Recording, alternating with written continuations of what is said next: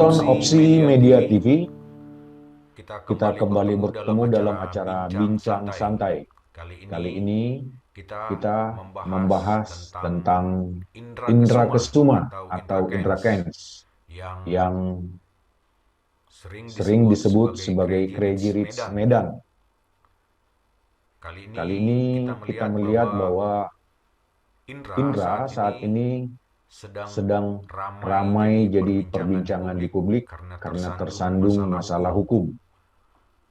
Pemicunya tak Pemicunya lain tak lain adalah adalah dugaan dugaan keterlibatan keterlibatan dirinya dirinya sebagai sebagai afiliator afiliator yang yang mengendorse mengendorse praktek praktek investasi investasi ilegal ilegal binary binary option option bernama bernama Binomo. Binomo. Indra Kents Indra selama Kents ini selama ini dinilai getol dinilai getol mempromosikan mempromosikan Binomo Binomo dan dan mengajak mengajak orang orang berinvestasi di berinvestasi di bisnis bisnis portofolio portofolio penuh penuh resiko ini risiko ini dan bahkan dan bahkan disebut disebut sebagai sebagai platform platform judi. judi. Nah, Nah, bagaimana bagaimana sesungguhnya sesungguhnya dan apa dan yang apa yang terjadi terjadi terhadap terhadap Indra Indra Kents? Kali ini Kents? kita Kali ini kita sudah sudah hadir. hadir. Bersama Bersama kita kita adalah adalah Wardaniman Wardaniman Larosa, Larosa, pengacara pengacara dari Indra dari Indra Kents. Kents. Untuk Untuk lebih lebih jelasnya, jelasnya, kita kita akan akan berbincang berbincang dengan dengan Bang Bang Wardaniman Wardaniman Larosa Larosa atau yang atau yang akrab akrab dipanggil dengan dipanggil Bang dengan Warda. Bang Warda. Ya, selamat siang Bang. Jadi ini sekarang kan posisi di Bareskrim Polri itu sudah naik tingkat penyidikan, naik dari penyelidikan. Itu artinya bahwa kemungkinan besar Indra Kents akan dijadikan tersangka karena menurut Bareskrim sudah memenuhi unsur pidana. Bagaimana tanggapan Bang Warda sebagai pengacara dari Indra Kents? Benarkah seperti yang dituduhkan selama ini bahwa Indra Kents melakukan katakanlah penipuan melalui binomo dan menyebarkan kabar bohong? Ya, jadi gini Bang, semua orang kan bisa membuat laporan polisi, semua orang juga bisa menuduhkan apapun itu sepanjang ada bukti dan saksi-saksi atau memenuhi kualifikasi pembuktian di pasal 184 KUHP ya. Ya. Nah, berkaitan dengan proses penyelidikan yang telah dilakukan oleh Mabes Polri, kemudian telah menaikkan status ke penyidikan, menurut hemat kami itu sah-sah saja. Ya, sepanjang itu ada buktian dan kami yakin bahwa teman-teman dari Bareskrim melakukan penyelidikan dan menaikkan status ke penyidikan ini kan tentu ada bukti-bukti yang cukup. Karena secara KUHP-nya itu kan harus ada bukti yang cukup dulu untuk menaikkan status dari penyelidikan menjadi penyidikan. Nah, respon kami atas status dari penyelidikan ke penyidikan menurut hemat kami itu hal yang biasa aja dalam semua persoalan-persoalan hukum, itu ya hal yang biasa menurut kami. Cuma nantinya ya kan kalau misalnya kami diperiksa, tentu kan kami akan mengajukan bukti-bukti yang mungkin mengcounter ataupun membuat seimbang persoalan ini. Kenapa? Karena selama ini kan klien kami dituduh ya menerima fee sampai 70% ya kalau saya ikuti di media. Sebenarnya nggak seperti itu. Kemudian klien kami dituduh menyebarkan berita bohong. Ya, sebenarnya berita bohongnya seperti apa yang klien kami pernah sebarkan. Nah, kenapa? Kalau saya ambil contoh lah, bahwasanya klien kami dituduh telah menyebarkan berita bohong bahwa binomo itu legal di Indonesia. Iya, kami akui bahwa iya, pernah tahun 2019. Tetapi harus juga dilihat bahwa pada tahun 2020, klien kami telah membuat konten untuk mengklarifikasi bahwa binomo itu ilegal di Indonesia. Jadi harus berimbang gitu, Bang. Kalau selama ini kan yang beredar di publik seolah-olah korban ini adalah hanya sepihak, kalau menurut hemat kami itu mestinya berimbang. Makanya untuk menghadapi panggilan polisi, kami tadi baru habis koordinasi di Mabes, yang sebelumnya itu tanggal 25, sekarang sudah dimajukan tanggal 24, jadi hari Kamis. Kami memenuhi panggilan itu hari Kamis. Nah, menurut hemat kami nggak ada masalah. Kami hanya mempersiapkan bukti-bukti untuk mengcounter dari statement-statement dari para pelapor. Itu juga kami hargai para pelapor, kami hargai dia teman-teman Bareskrim. Mungkin informasi yang diterima kan tidak seimbang atau belum lengkap. Nantinya setelah kami datang menghadiri, memberikan keterangan dan juga bukti-bukti, mungkin nanti di situ baru terang benderang gitu, Pak. Menurut kami Ya. itu hal yang biasa gitu. Tadi Bang Warda menyebutkan nanti akan mengkanter bukti-bukti yang ada di polisi gitu ya, di Bareskrim. Bukti apa yang paling kuat Misal, menurut Anda? misalnya ini kan yang dituduhkan, ini misalnya ya, dituduhkan menyebarkan berita bohong. Nah, Ya, mungkin teman-teman pelapor ataupun mungkin dari teman Bareskrim belum mendapatkan video dari klarifikasi dari saudara Indra, ya kan? Mungkin salah satunya kami akan kasih gitu kan. Kemudian yang dituduhkan sampai 70%, enggak seperti itu gitu. Jadi nanti kami akan sampaikan bukti-bukti seperti itu. tapi apakah memang Indra tuh mendapat fee dari Binomo gitu, walaupun tidak Nanti 70%? kalau itu nanti kami akan ungkap di penyidikan aja sama penyidik gitu. Oh gitu ya. Mm-mm. Bukti apa lagi yang bisa katakanlah untuk mengkanter semua tuduhan-tuduhan terhadap Indra ya, kira-kira yang mungkin bisa katakanlah membuat dia memang tidak seperti yang dituduhkan ini. Ya, sepertinya gini, Gel. Secara detail sih kami nggak bisa sampaikan di publik ini ya. Ya, Tapi seperti yang saya katakan tadi adalah salah satunya kan berupa video, kemudian ada nanti bukti-bukti yang lain. Kemudian kan salah satu yang krusial itu yang dituduh TPPU. Seolah-olah hasil yang diperoleh oleh Mas Indra ini adalah hasil dari tindak kejahatan gitu kan, seperti ya, itu. Padahal sebenarnya enggak gitu. Kenapa? Karena klien kami itu, Saudara Indra, punya bisnis lain. Selain dari main trading ini. Kan dia punya hmm, kursus trading. ya, Ya, selain itu dia juga punya bisnis lain. Gitu kan. Jauh sebelum ada masalah ini. Dan dia juga kalau nggak salah, dari Google AdSense ya, maksudnya dari subscribe juga dia dapat penghasilan di situ. Ya kan? Jadi hmm, banyak sumber-sumber penghasilan yang lain. Jadi kami akan pasti buktikan bahwa tidak semua harta yang diperoleh oleh Indra itu adalah yang seperti yang dituduhkan oleh para korban, ya kan? Kami akan sampaikan itu nantinya. Tapi intinya bahwa tidak seperti yang beredar di publik. Ya, itu wajar sih karena kita belum klarifikasi secara detail ya. Berapa-berapanya itu wajar, tapi intinya bahwa kami akan mengcounter ya sepanjang kami punya bukti-bukti yang kuat, kami akan pasti sampaikan ke penyidik. ya. Itu apakah sejak awal Indra itu tidak paham atau memang sengaja untuk mempromosikan Binomo, padahal sejak awal kan Binomo itu sebenarnya memang tidak pernah terdaftar di Bapepti gitu.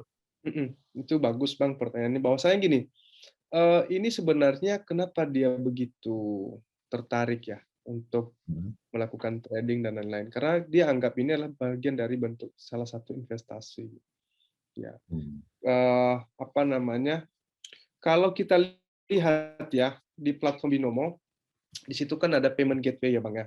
Ya, Payment gateway ada, ya saya sebutkan aja lah karena ini udah buka-bukaan semua kan.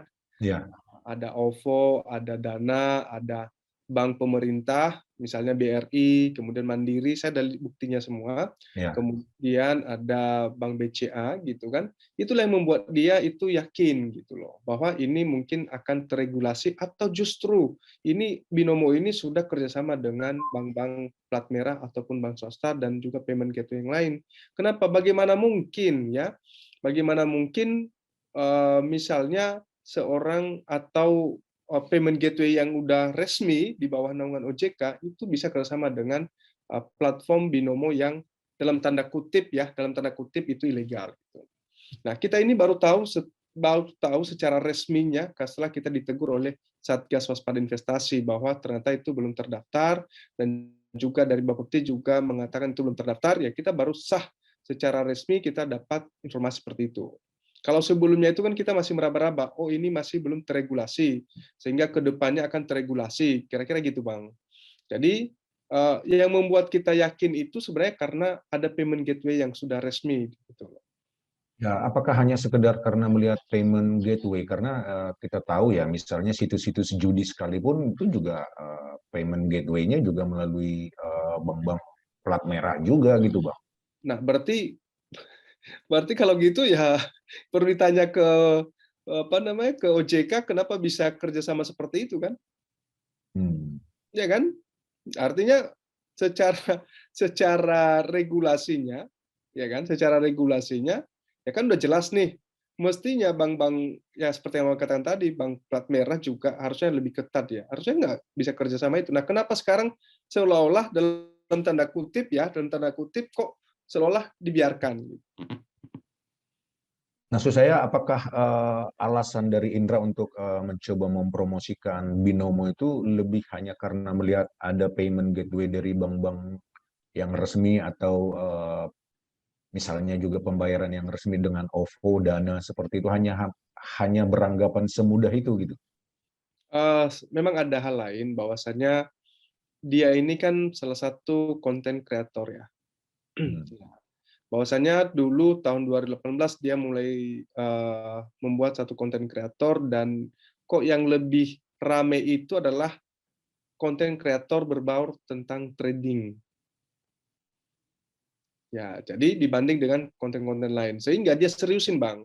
Nah dari konten kreatornya itu kan banyak penontonnya, banyak penonton segala macam, sehingga dia dapat ya subscribe. Nah dari subscribe itu dia dapat ya wajar bang, namanya konten kreator ya pasti dapat ini ya reward ya dari Google. Hmm. Nah kira-kira gitu, itu adalah salah satu kenapa dia semakin semangat untuk membuat konten-konten seperti itu berbaur dengan trading. Tapi ingat, klien kami Indrakens juga punya kursus trading loh. Jadi sumber kekayaannya itu atau sumber finansialnya bukan hanya dari apa namanya Binomo aja gitu loh. Karena dia juga waktu main Binomo dia pernah kalah gitu loh. Nah, yang dia seringkan ke konten kreator adalah kemenangannya. Dan di situ juga dia pernah mengatakan bahwa ya tidak selamanya loh kita ini untung, tidak selamanya loh kita ini rugi gitu. Ada fluktuatif, ada untung, ada rugi. Dan yang dia Itu lakukan di apa namanya kepada member adalah hanya link referral. Dia tidak terkait sama sekali terkait dengan Binomo. Dia bukan pemilik Binomo. Ya, dia tidak kenal dengan orang-orang Binomo. Kira-kira gitu. Tapi apakah memang dia memang menjadi ambasadornya Binomo gitu dengan Enggak, tawaran fee misalnya yang enggak, cukup lumayan? enggak. Dia nggak kenal Bukan ya? sama orang Binomo. Ya, dia nggak kenal sama orang Binomo. Pure karena pure karena dia ini membuat konten-konten di YouTube, ya, kemudian dia bermain di Binomo, ya untung gitu, sehingga dia seringkan di publik. Gitu. Sama Jadi sekali tidak ada kerjasama fee misalnya dengan Binomo? sepengetahuan saya nggak ada. Saya udah tanyakan juga ke Mas Indra bahwa kamu ada kontrak nggak? Kadang-kadang kan kayak gitu kan, Ya, kayak kata abang tadi brand ambassador gitu, ada kontraknya, dia dapat pembayaran sama sekali nggak. sama sekali nggak ya, nggak ada kontrak ya, bukan jadi dutanya Binomo ya. Nggak ada. Itulah yang sekarang kan tersebar di publik kan ya. Nah, Lalu kenapa hanya Binomo gitu? Kan karena ada platform lainnya ya selain Binomo. Apakah Indra nggak bermain di platform lain selain Binomo gitu? kalau di Binomo dia hanya itu aja yang sepengetahuan saya, cuman dia main Bitcoin ya. Hmm, Jadi kalau dilihat juga di websitenya, dia kan punya trading ya di websitenya, ya. kursus trading itu, ya selain binary option dia juga main Bitcoin gitu. Jadi kenapa hanya Binomo ya? Ya berkaitan dengan ini ya sepengetahuan saya ya bukan hanya Binomo aja dia main, tapi Bitcoin lain-lain juga main. Tapi apakah itu yang legal atau enggak saya nggak tahu.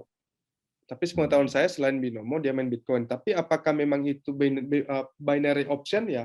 Sepengetahuan saya hanya itu sih binary option yang dia ikutin. Tapi nggak ada brand ambassador atau segala macam, nggak ada hubungannya segala macam. Ya, karena ini kan agak menjadi pertanyaan banyak orang juga nih, Bang Warda. Ya, Karena kan binary option itu kan ada beberapa jenis yang lain ya.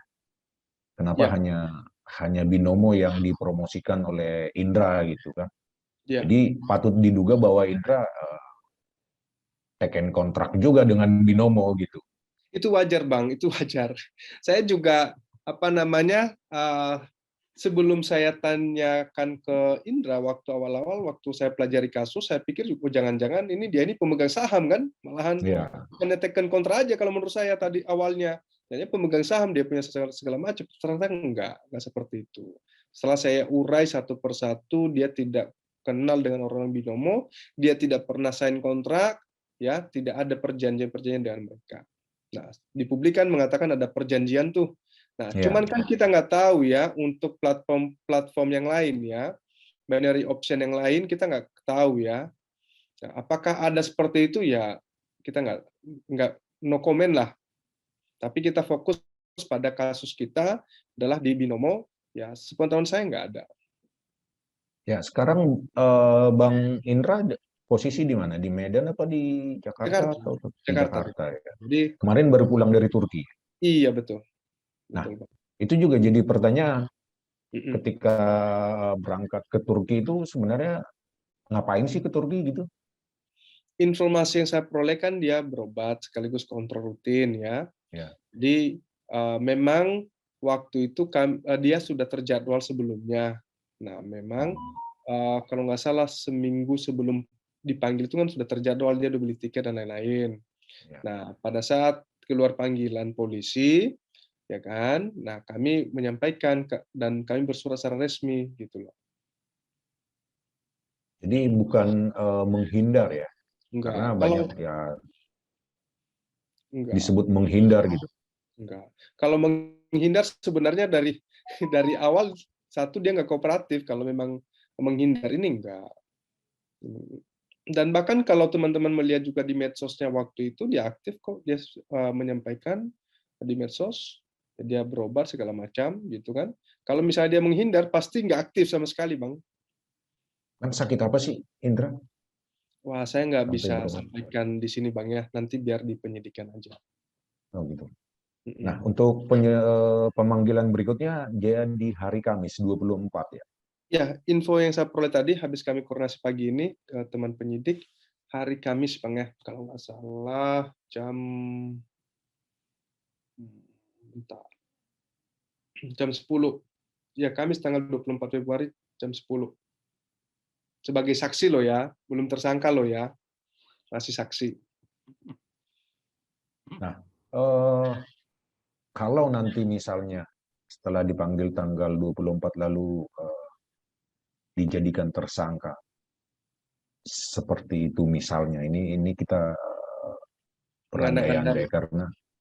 karena kadang-kadang di polisi juga kan seperti itu ya. Ya, Apalagi polisi sudah jelas menyebut bahwa sudah sampai pada tingkat penyidikan ya, naik ke tingkat ya, penyidikan.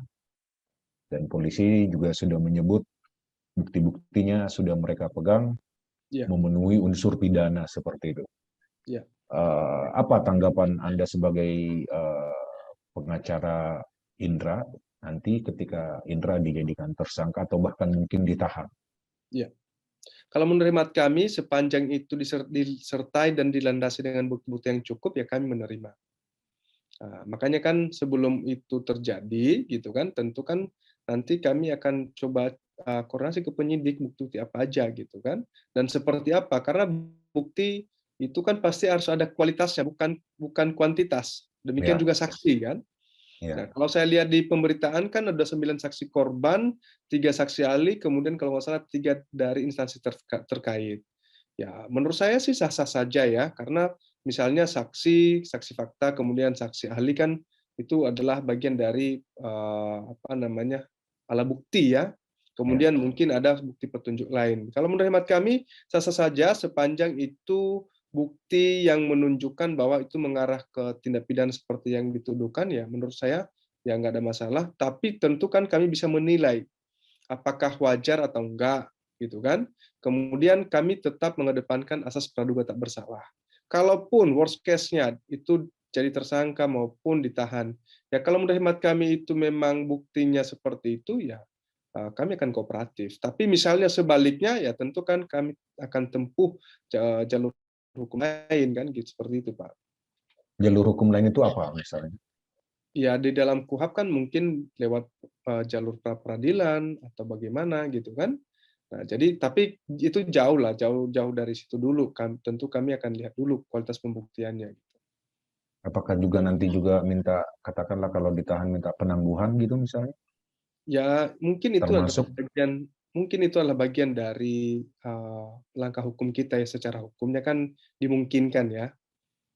Nah, ini kasusnya juga kan tidak hanya di Bareskrim ya, Polda Sumut juga masuk ya. Gimana itu kasus di Polda Sumutnya? Nah, jadi gini, kasus di Polda Sumut itu kan sepengetahuan kami sudah dihentikan ya. Hmm. Ya, sudah dihentikan tahun 2020 malahan. Dan saya udah speak up ke media juga bahwa itu sudah dihentikan. Tapi terakhir dari Polda Sumut menyatakan belum dihentikan, itu gimana? Nah, itu yang menjadi satu perbedaan pandangan ya. Ya, Karena kami sudah mendapatkan surat resminya masalahnya. Makanya sudah ya. makanya saya cukup berani mengatakan bahwa sudah dihentikan gitu. Kalau saya nggak dapat surat penghentian di tingkat penyelidikan, saya nggak berani ngomong gitu. Ya, terima kasih Bang Wardah atas informasi bincang-bincang kita pada siang hari ini. Ya, tetap salam sehat untuk Bang Wardah. Ya, Terima siap. kasih. Selamat siang. Baik, selamat siang Bang. Makasih ya. Yuk, makasih.